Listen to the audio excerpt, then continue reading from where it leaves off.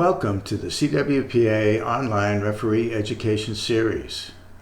In this session, we are going to look at the definition of holding and show examples of holding on both offense and defense. If you look at the NCAA rulebook, there is no written definition of holding per se. However, it is the major reason for calling exclusion and offensive or contra fouls. If you search the NCAA rulebook, you find Rule 7, Exclusion Fouls, Section 9, Holding, Sinking, Pulling Back, which basically says you can be excluded for holding when a player is not holding the ball, and it shows Figure 14 as an example of holding. However, holding is much more than what the figure shows, because holding involves restricting movement. It can be applied to defense as well as offensive strategies. Here is what we are going to look at in this video. When should holding be called an exclusion foul or offensive contra foul? First of all, let's be very clear.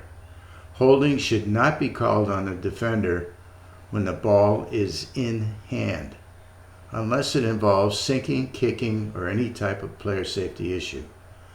On the same token, nor should an ordinary foul be called. Contact is not necessarily holding. It becomes a hold when freedom of motion is prevented or when it is used to gain leverage or an advantage. The defense or offense needs to demonstrate they are not holding to prevent movement. Otherwise, an exclusion or offensive contra foul should be called. Here is an example of the center forward defender holding. In this sequence, the center forward had both hands down and was holding right from the very beginning, which made it pretty easy to call a foul. However, instead of an exclusion foul on the center forward defender, a better call would have been a penalty foul, since it was inside the 5-meter area, a completed turn to the goal was executed, and a probable goal would have resulted if the defender wasn't holding so strongly. Now take a look at the clip.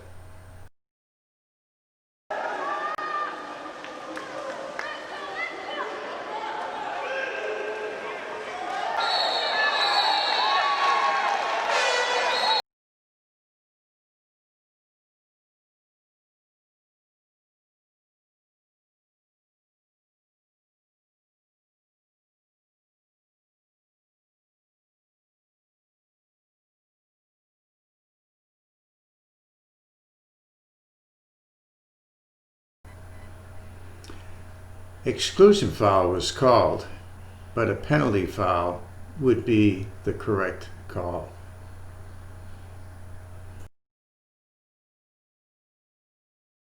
Here is an example of the center forward holding his defender by hooking to position and to attempt to draw an exclusion foul.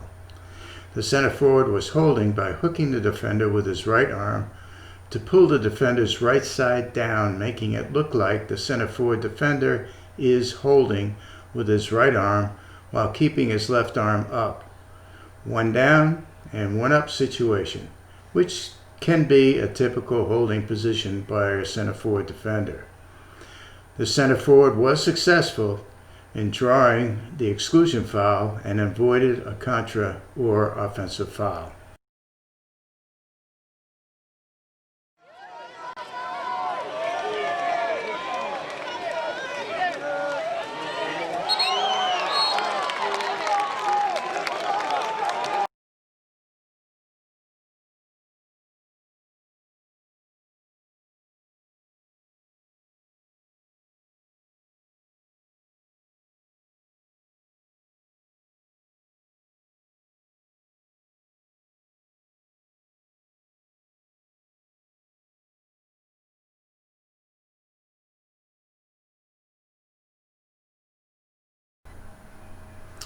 Notice the position of the attack referee, which is pretty much on the same plane as the center forward and center forward defender, which makes it more difficult to see the hooking action by the center forward. The perimeter referee was in the best position to see the hooking, but was occupied elsewhere. Key coordination on the headsets by the officials could help in a situation like this, especially with a left-handed center forward. Hooking is holding and an offensive or contra foul.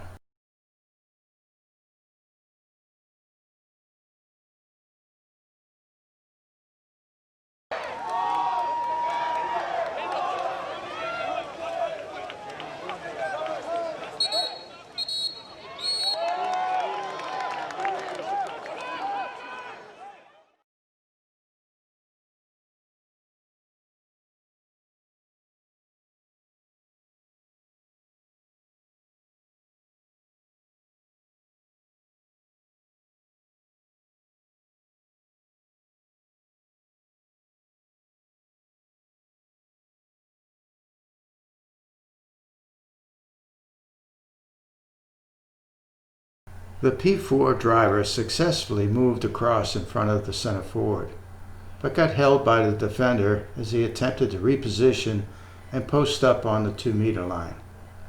The defender was correctly excluded. Here is an example of a P4 perimeter driver holding her defender's suit on a non-ball side drive attempt.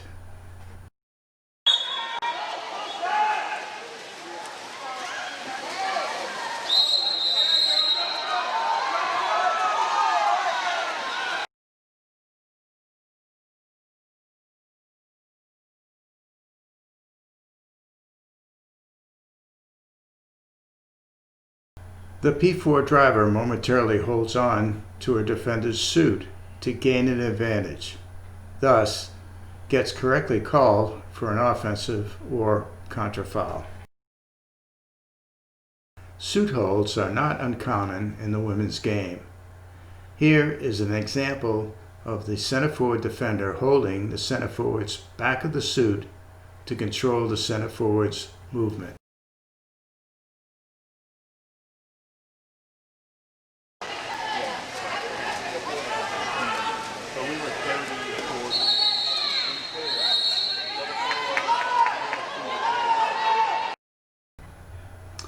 The exclusion foul was correctly called in this situation by the attack referee. Here is an example of the P3 defender reaching out to the driver and holding her arm, and gets excluded. But this clip can be looked at from another perspective, which I will explain later.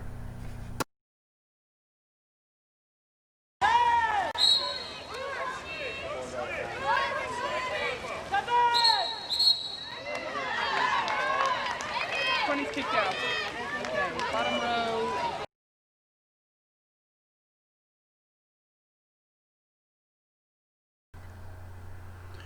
The P3 driver shows she was being held by the defender with a little embellishment and draws the exclusion foul. Or was this simulation by the P3 driver? Why I question the call is because the P3 driver doesn't seem to be moving the defender as she pulls and stops. If this same player were to repeat this pattern later in the game, she just might be simulating a foul, which would be a contra or offensive foul. As it is, the referee made the call in favor of the offense. This would be a very good discussion clip.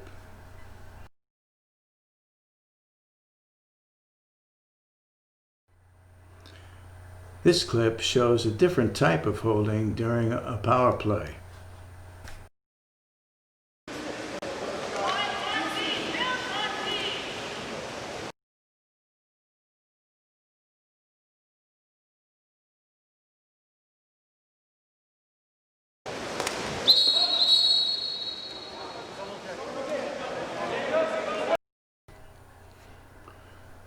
X2 defender holds and sinks the right post offensive player while the ball is moving between the 4 and 1 spots.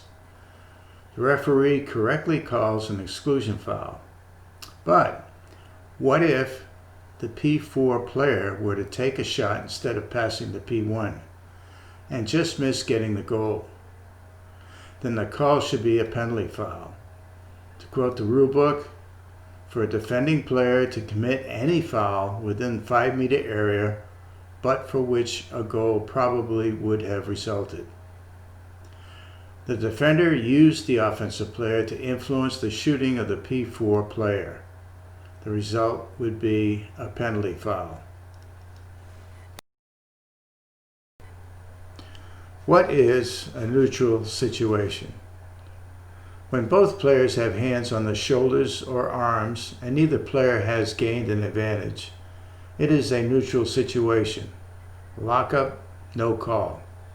Until one player attempts to move and is restricted by the opponent, whether at the center forward position or on the perimeter. Whenever possible, you should strive to see the initiator first and attempt to prevent a neutral situation. The initiator in this case will be the player who does not disengage when the opponent attempts to end the neutral situation by moving. When either player goes from the static neutral situation to movement, the opponent must have time to disengage, similar to the time we give a defender to stop impeding when an offensive player lets go of the ball as they are pressed. Defenders may use a lockup to control offensive movement, and the offensive player may use lockup to control a favorable position. Take a look at this clip.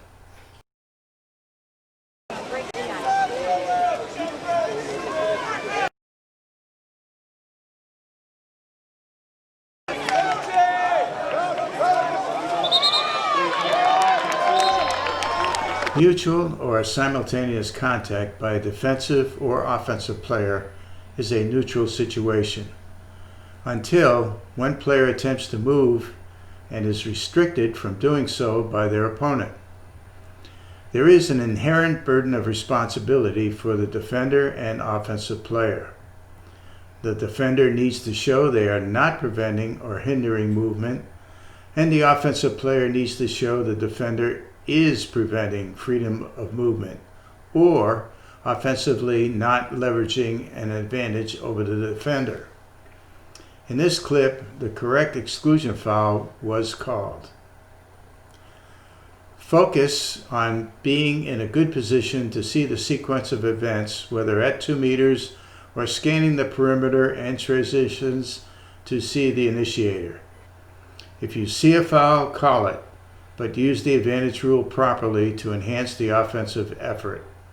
Prevent the game from being too physical and encourage good movement and game flow. Comments and questions are welcomed. Just email Ed Reed at officials@collegiatewaterpolo.org.